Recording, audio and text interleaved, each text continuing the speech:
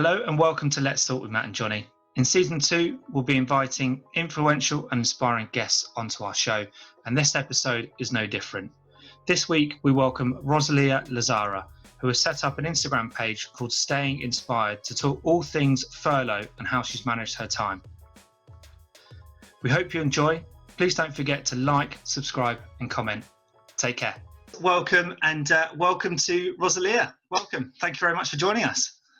Hi there, guys. Thank you for having me.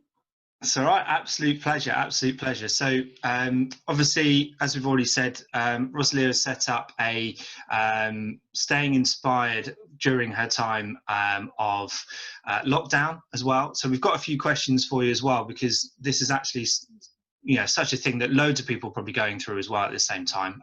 So my first question is really, what were you doing before kind of the lockdown situation? So what was your kind of job that you were in before, or obviously still in, but yeah still in but not so before lockdown I was working full-time bank. They're like a private lender, not like a high street bank. So I have now officially been there 2 years, and it was the best job I've ever had.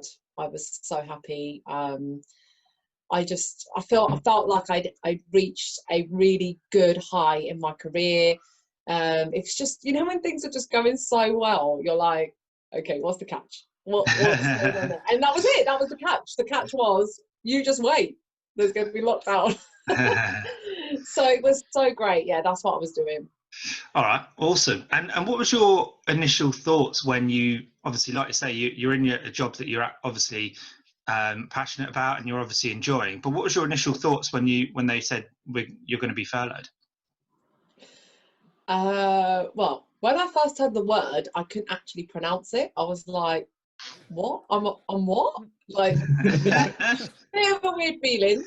So I had to look it up and just figure out what it was. And then when I realized what it was, I kind of knew it was coming, because if you can imagine working for a bank during a pandemic, and when there's lockdown and you can't move and you can't get a valuation and you can't go into someone else's house, obviously what we do is provide mortgages, and obviously at that time there wasn't a demand for it and we couldn't do it. So I kind of knew it was coming, because I'm in sales. I'm a business development manager for the bank. So what would I need to be selling? So I kind of knew that my job would be on hold.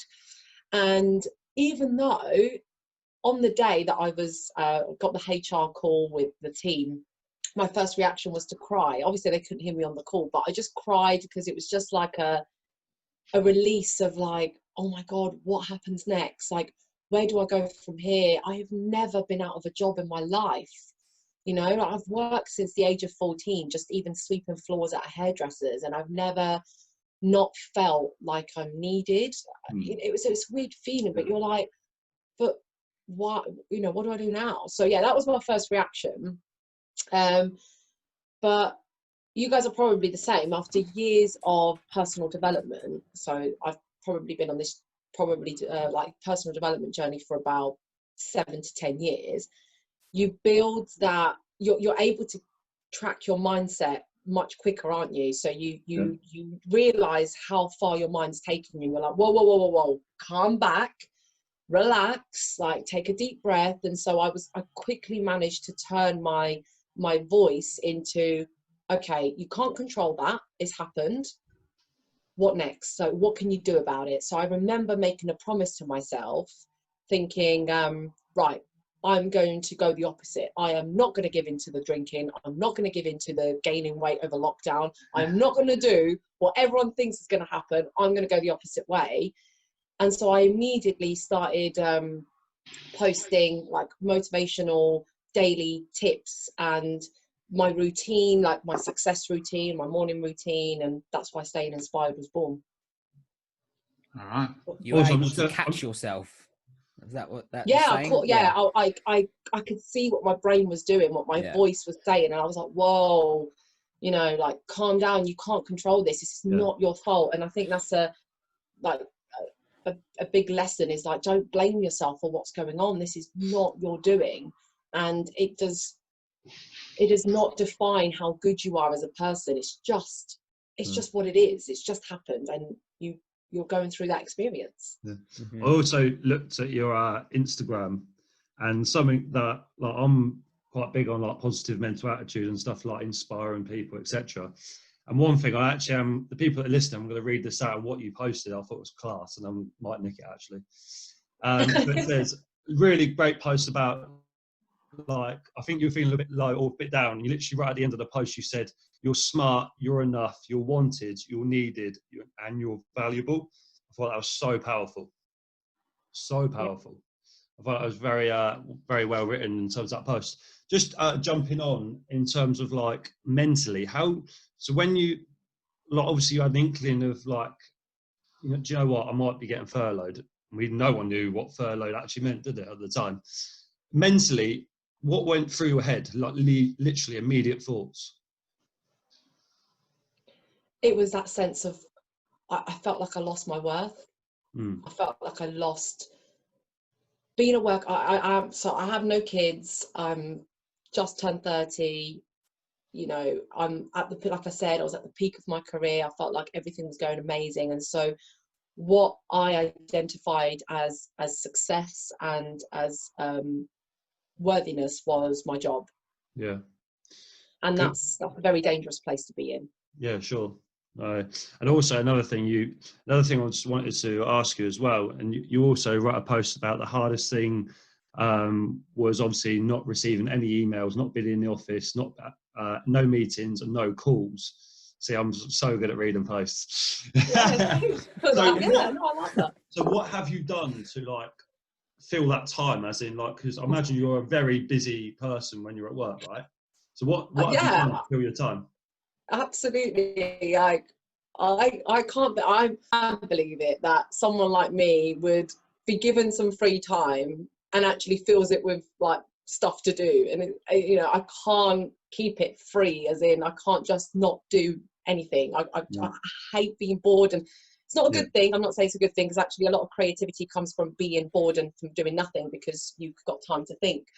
But that was so yeah, from going from a very busy phone and intense activity at work to having to switch it off. I actually sent my laptop back, because a lot of people from the office had to start working from home, and my job was already working from home. So I sent my laptop for a key worker to have.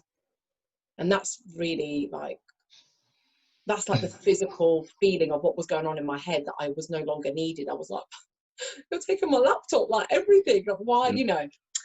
So what I filled it with, that the things that have absolutely saved my life are, number one, fitness.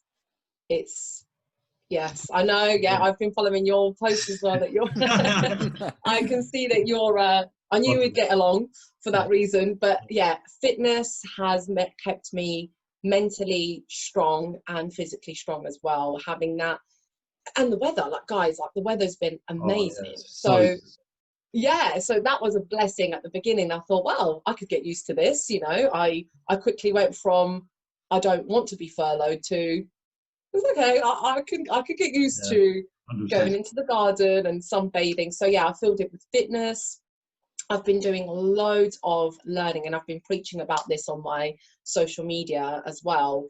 All the podcasts, the workshops, the webinars, the seminars that you can actually follow online, LinkedIn, Udemy, Open University. Like, there's just so much out there, and I just immersed myself in fitness learning, DIY, and volunteering. And what about TikTok? Oh, I was waiting for someone to bring that up. What's your TikTok name? You've seen it. I think everyone's seen it, Rosalia. Well, you've seen it because I share it. I'm not exactly hiding. I know, we're all on it. I get it. I had to join the 30s club and go on it. But that is part of my fitness. That's my cardio. So TikTok is my dance cardio, because I'm a dancer, and obviously I miss dancing. I can't physically dance with anyone at the moment. And Yeah, so I just do these dance challenges. Ah, It's just, good. yeah, Right. just a bit of fun. That's good though, because you know you're just showing you, right? You're not being someone else. A lot of people like social media. I'm not going to go on social media because we could have a massive conversation about it. But Yeah. you're realistic. You're just you. What you see is what you get, right? Yeah. That's Yeah, what I I like. like to think so. That's good. Yeah. No, fair play to you. Thank Yeah, you. brilliant. And again, you were saying there about, you know, again, it's people being on furlough and actually thinking at the initial, and we've obviously covered the initial thoughts there, and people just going, oh my God, what does this mean for me? And am I actually a valued member of the team, you know, by being furloughed? And it's not that that's not the case. It's just that that's the situation, that what's the initial requirement for the business, you know? And I think a lot of people have been disheartened from it. And I think what's, again, you know, staying inspired obviously is your Instagram that you've created from this, but it's that actually being inspired to be able to just do something with that time. And so many times, I was just talking about it the other day, that, you know, so many times when you're working and constantly working, that you feel like, oh, I just wish I had a bit of free time to go and do this or do that. And actually, this has given us the opportunity to do it. We talked about it in our previous podcast of actually going, you know, let's use this time to learn something new, to pick up something that we haven't done before, or, you know, or make the time to do something that actually is something we've always wanted to do. And to know that you've done all of those things is amazing. And like I say, it's not that everybody has to do that, or we feel that that's something that we say, look, you need to go and learn something, you need to go do this. But even if they just did one thing out of that is great. And the fact that you've used that time wisely to go and do that, which is brilliant. So well done for that. Yeah, I don't want people to feel like, oh, you know, she's done, because a lot of the comments I actually get on social media are, oh, thanks for posting that, that's really inspired me today. And I know I'm not famous, right? I haven't got the little blue tick, and that's not what I'm doing it for. The purpose of me creating that was, one, it makes me show up. It helps me to show up every single day, because if I know that there's a bigger purpose out there, and there's even one person as an audience, I'm showing up for them just as much as I am for me, and it keeps me accountable. But number two, a lot of people have said, like, I just don't know how you do it. How do you do it? And I noticed that perhaps that can make people feel like, oh, she can, but I can't, because she's got this energy, she's got this confidence, she's got this strength, but I don't have that, so I can't ever be like Ros. And what I'm trying to do with my social media, and maybe softening the message, is what I want people to understand is that you don't have to, firstly, you don't have to be like me at all. Like, that's just me, you do your thing. But secondly, you don't have to actually do anything. There is no pressure whatsoever. There is nothing that you need to do, which is why, Johnny, when you read that post, that's the mindset what I was saying to myself in my head was, you don't have to be anywhere, you don't have to do anything, you don't have to feel like you have to use this time and make the most of it. There's no pressure on that whatsoever. Whether you use the time to do what you want to do, or you use it to just relax and do nothing, that is also fine. I'm just giving ideas and sharing some options, and it's up to you whether you want to take them or not, but there is no pressure. Amazing. Brilliant. Yeah, really, really good. And I think that's a clear message that I think everybody that's listening that has been furloughed, or knows people that have been furloughed that may be struggling with this, is actually going, look, there's no pressure on you to do that, no pressure to go and do whatever you feel like you need to use this time and do something with it. Just, you know, however you use it, but as long as it's not consuming you, and it's you know, like I say, it's, and the same thing, it's very interesting you saying actually only hitting one person, even if that one person is listening and is inspired by that. It's very much the same, you know, message that we've got with this whole podcast, is actually going, look, if we only help one person out of this, all the episodes that we've done, and the various different topics that we do, then actually if only one person listens and it affects that one person, then we've achieved what we wanted to achieve out of this podcast. And it's great to hear you say that as well, because that's exactly what we're trying to achieve with this. It's not, we're not trying to be famous or try and make loads of money out of it or do whatever. It's literally just to say, we're just having a chat. We're talking about things that are affecting people in the world today, and you know, something like this and what you're doing is great. You know, it's great to have that, you know, someone to even just look at and like I say, just inspire them in one little way of doing stuff, which is great. So why not?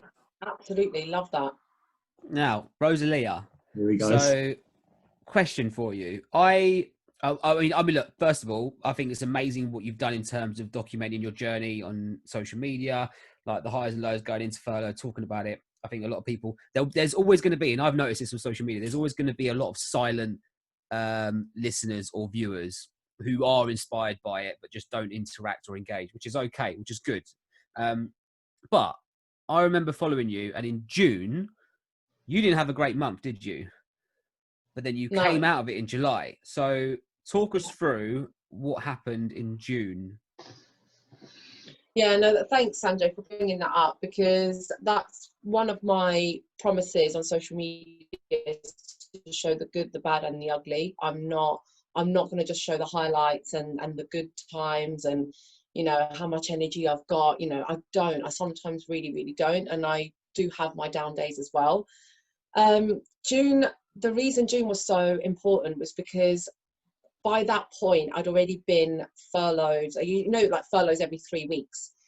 By June, I had basically been told, just assume you're on furlough until further notice. It was like, there wasn't even that 3 week, or you could be coming back. It was like, just assume you're done. And so that's when it really hit me, like the 1st of June. I was like, oh gosh, this doesn't feel like a holiday anymore. It doesn't feel like, you know, a little bit of free time. It now just, it's that, be careful what you wish for. You want all this free time, you want all this time to do stuff, right? Then you get given it and you're like, okay, that's a bit too much now, because there's no balance. Like, you know, if you work too much, there's no balance. If you have too much free time and all you have to do is 100% free time doing what you want to do, that's not a balance either. So I just realized that there was no end to what happens next. And I'm a control freak. Like, I want to know where I'm going, how it's going to happen. I mean, I know I don't know everything, but I want to have a plan. And for me, it felt like the plan was do nothing. And I couldn't live with that. So what then became my biggest worry was, okay, guys, I could actually lose my job here. And what happens if I lose? So I had to think of all the possible outcomes. And I think, I don't know if any of you guys follow like the Stoic way of living, like the Stoic practice or Stoicism, but it's a Greek philosophy, and it's a philosophy, not just Greek, but it's Italian philosophers. And if you don't, then, you know, look into it. But it's basically about the opposite to what we've been talking about. It's focusing on the negative. So doing a negative meditation on, well, what if this did happen? How would you react and what would you do? Because it prepares you for the worst. And I think that's a really smart thing to do. I'm not, with staying inspired, I'm not burying my head in the sand and saying life is great, just be positive. I'm saying this is going to happen. You know, redundancy could be a possibility for you. So what are you going to do? And that's what was going through my mind in June. I was like, do I do this? Do I work? Do I find another job? Do I start my own thing? Do I want to keep my job? Do I want to go back to it? So it was a very big month to reflect on what was going to happen next. How did you pull yourself out of it then? I had a couple of Starbucks frappuccinos. Did they spell your name right? No, they're not even doing that anymore. That was disappointing. So yeah, anyway, yeah, got a few frappuccinos out. Just took a few days out as well. I just wanted to stop like I had to stop thinking about how it was too much responsibility. I was like, well, why do I have to work it all out? Like, I don't know all the answers. So no, I don't know what to do. So it's going to come. And the thing that goes hand in hand with fitness is my meditation. So I turned my meditation into, I started going back to the Gabrielle Bernstein lessons of like surrendering and the universe has your back. And I was just sat there, and it's not a silent meditation. I was just talking to myself, my eyes shut, like, whatever happens, whatever goes on, you will work it out. And I was reminding myself of all the times that things had gone wrong and how I actually did end up landing on my feet. And so you remind yourself of you actually do have this, you've got this. Like it will feel really rough, you know, you've got to give yourself that reality check as well. Like it's going to feel rough, it's going to feel difficult, but you will figure it out. And then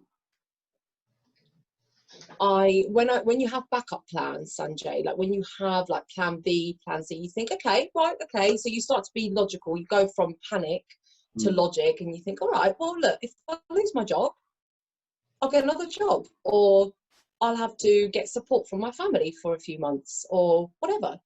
And then your voice starts to say, yeah, but you don't like asking for help. You want to do this all on your own. So you've got, it's always a battle. Like you have to constantly talk to yourself. This is a really big question, right? And I'm actually just like that. I like to do things on my own, but then now I've probably learned I have my own business to ask for help. Do you feel weak when you have to ask for help? Yes. I know I shouldn't, but yeah, it's the first reaction is I want to do it all myself. I don't need help.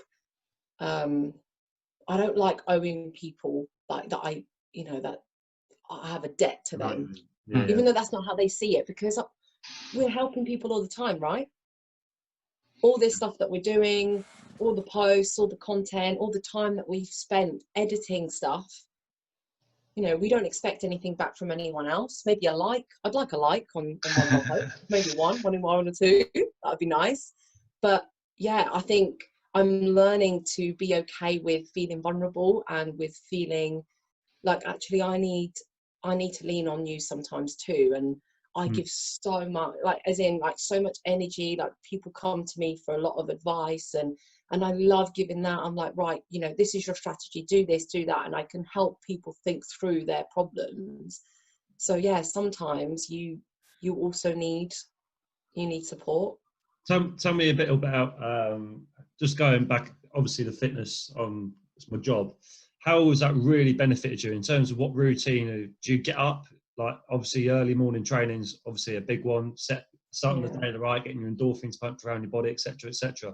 What has been sort of your daily routine? So yeah, I love daily routine chats because they just keep you focused, and they've kept me committed to me and to my development. The number one process I follow, which I've posted about a lot, is the miracle morning. So again, this is 6 little practices that you can do on a daily basis. Now, everyone's routine's different. So I'm not the 5 a.m. club. I don't get up at 5 a.m. and do that kind of thing. I think you also have to adapt to the plans to what works for you and what works for your body, your mindset, and all of that. So I wake up at a similar time every single day. I do my meditation, my reading. I have my nice coffee. I take everything a lot slower now that there's nowhere to be. So that's been really, really helpful every single morning. It's just helped me get my mindset into a space of no matter what happens for the rest of the day, you've taken an hour or 2 hours or even 30 minutes and dedicated it to you as a being. Like, you matter. That's why I posted that post of you matter, you are enough. Like, do what feels right to you. And then for the rest of the day, especially, like, for example, guys, today I'm going to get a very big phone call from HR in my company because we find out today what the redundancy is going to look like. And it's a very big day, but everything's happening in line. Like, you guys set the call for 12 and I was like, great, that is before all of this. So whatever happens at 2:30, so this is to answer your question, Johnny, the way it benefits me is that having my own plan and working on myself before anything else has control of affecting my well-being. I now get to say, for example, whatever happens at 2:30, I've had a really good day already.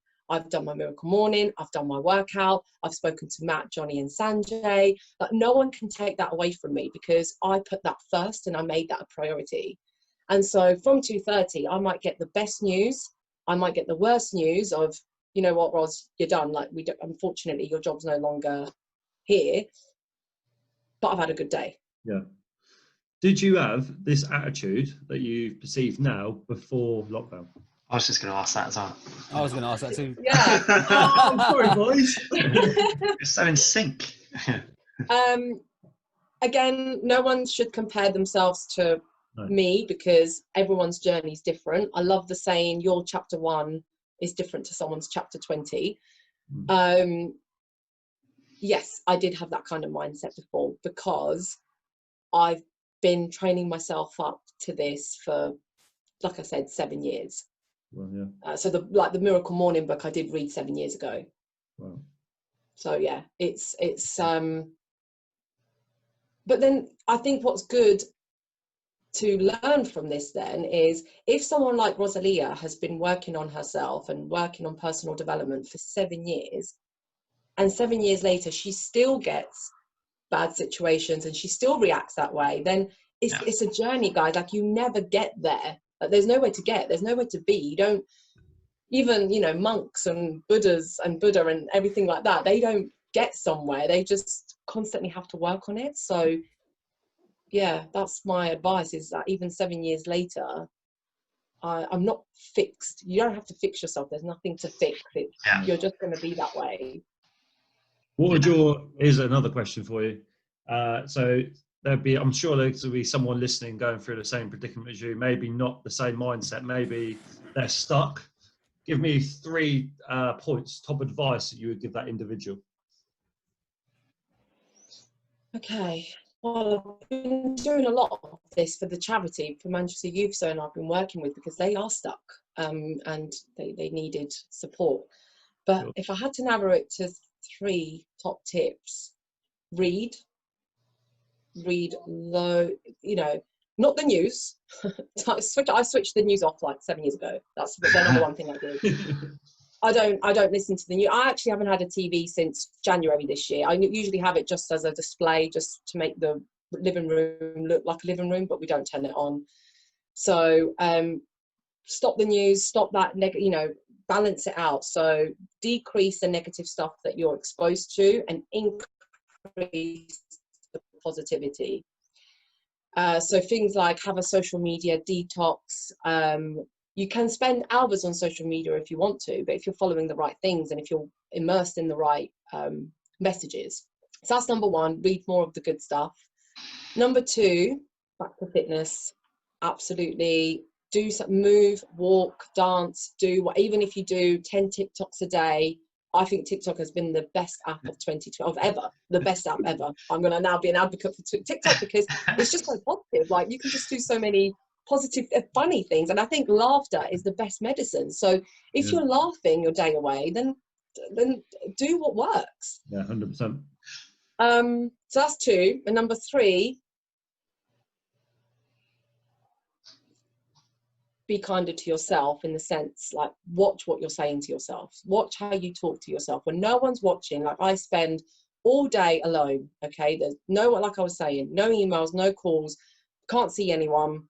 My boyfriend is working flat out. I barely see him for like a cup of tea when he comes down.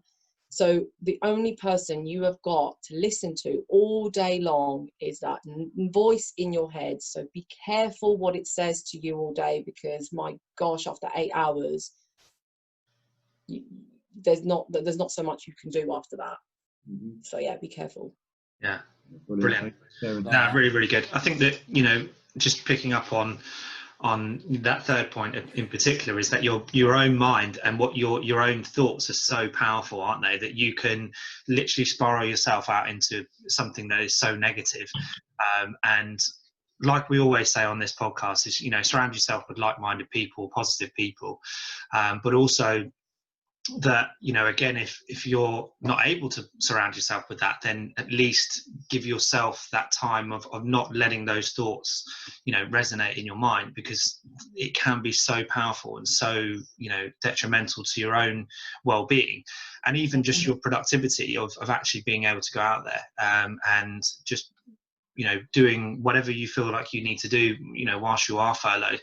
That actually, by starting off with a negative thought in your mind is just going to spiral you out of control for that day. So, you know, following those steps and being kind to yourself is a massive one. So no, that's great. Thank you very much for that. That's really good.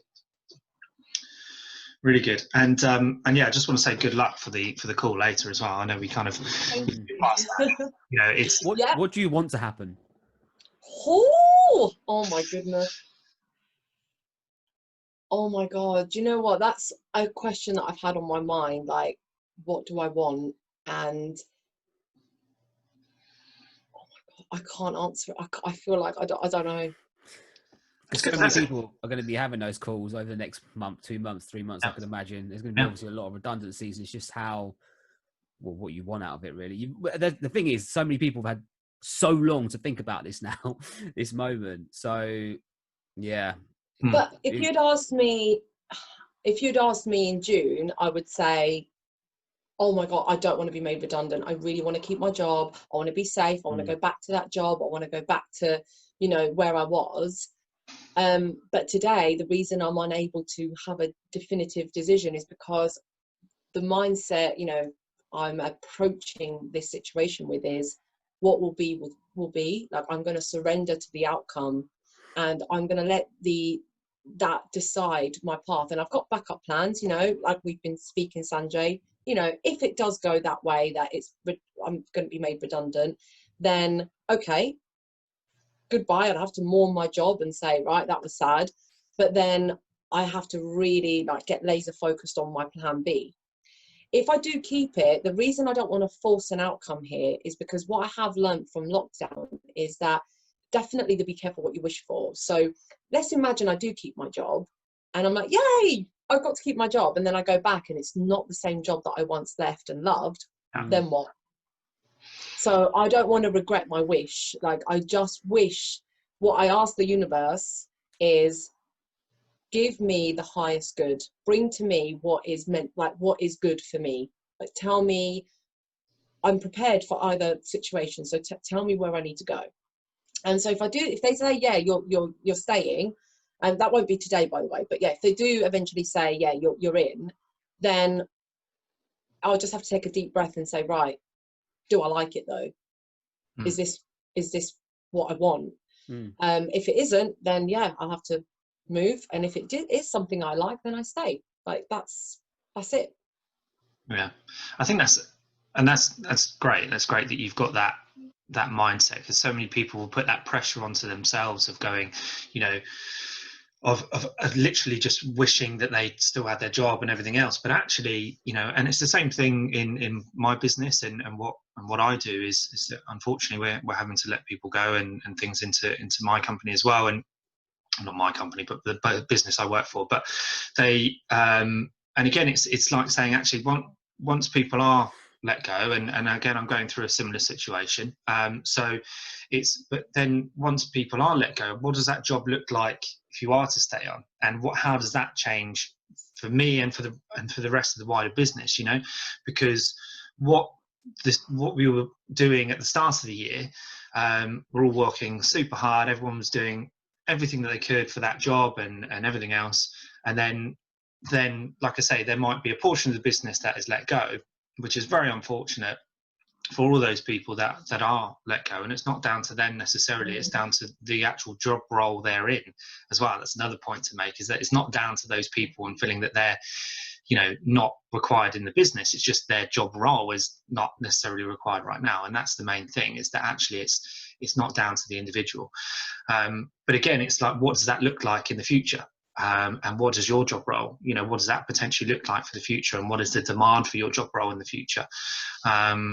And by understanding what you do is that there is obviously a demand for that, but it's just, like I say, it's, you know, I don't think you're going to struggle for work. Unfortunately, if you are let go, there will. I mean, like I said, I think another lesson from what you and I have just talking about is your job role might not be necessary anymore, and it might not exist, or the structure of the company has changed so much that your job function is no longer required. But don't let that mean that you're not required and that you're not worthy and that you're not enough. But from that, do take perhaps a practical lesson of, well, what transferable skills do you have? You know, so I've always been like a jack of all trades, in the sense that I've adapted and done lots of things in my time. And when I say my time, I am only just 30, but you know, in that short space of time, in the gap that I have had to work on my career, I've been it's not like I've had one job for 10 years. I have actually switched around a bit. And actually what that's helped me build over time is different transferable skills, adaptability, resilience, change. Like, businesses need change, like they need you to be adaptable, because lots of people who I know that have been in the company for 20, 25 years cannot do anything else. They can't even, like, some of them were even complaining about turning a laptop on at home. They were like, but you know, I can't work with a laptop. It's like, it's exactly the same as your monitor, it's just more compact. Like, you can just do this. So actually think about, okay, if you have been hit with redundancy, or and you are a master of a skill, how can you be more versatile for the future? How can you adapt yourself to the new normal? What skills could you learn? What lessons have you learned from this, that actually going forward you're not going to make that same mistake again? You're going to have other skills, basically. I think upskilling now is extremely important. Yeah, definitely. Like that. Like that a lot. Very, very good. Yeah, and again, obviously, you were saying about you doing some of these open university or doing other courses and stuff as well, which is great. So, so again, it's, you know, upskilling yourself, or even just reading something, or just kind of looking into those types of things. Just picking up a book of it. You know, it doesn't need to be a whole course and everything else. It could just be, you know, reading a few pages of something could actually help you and understand a wider skill, or kind of, you know, homing in on other skills as well, so that you're not just, as I say, and a lot of people are nervous of that, because they are kind of very one track of, this is what I've done forever, and now they're almost forced really into a situation where they need to kind of look at a broader spectrum, which is great, because you've obviously given yourself that wide spectrum of opportunities for yourself. And I think that's what's great, and that's what people could do at this period of time, which is really, really so. Definitely, guys.